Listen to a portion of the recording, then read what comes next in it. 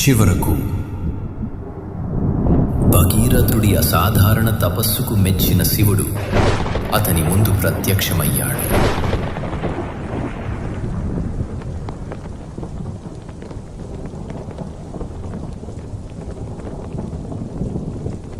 ఓ భగీరథ, నీ భక్తి నన్ను కరిగించింది. నేను గంగ యొక్క ప్రవాహాన్ని నా జటాజూటంలో భరిస్తాను అని వాగ్దానం చేశాడు. స్వర్గంలోని గంగ తన దివ్య శక్తి మరియు గర్వంతో భూమిపైకి దిగి వచ్చింది.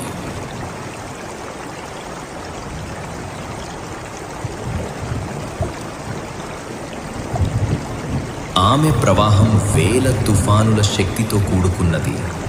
భూమిని నాశనం చేసే సామర్థ్యం కలిగి ఉంది. కానీ శివుడు శాంతమైన రూపంలో హిమాలయ శిఖరంపై నిలబడి ఆమెను తన జటాజూటంలో బంధించాడు. గంగ యొక్క ఉగ్రమైన ప్రవాహం శివుని జటలలో చిక్కుకుని సౌమ్యమైన సెలయేళ్లుగా మారింది. మహాదేవుడు తన జటలలో గంగను ధరించటం వల్ల గంగాధర అనే పేరు వచ్చింది.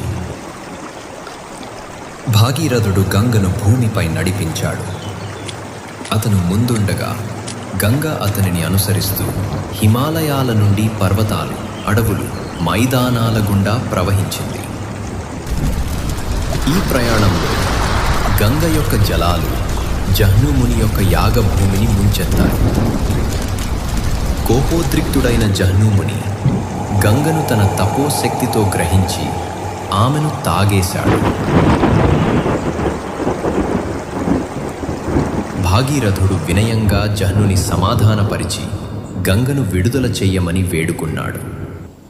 జహ్నుముని భాగీరథుడి భక్తికి మెచ్చి గంగను తన చెవి ద్వారా విడుదల చేశాడు.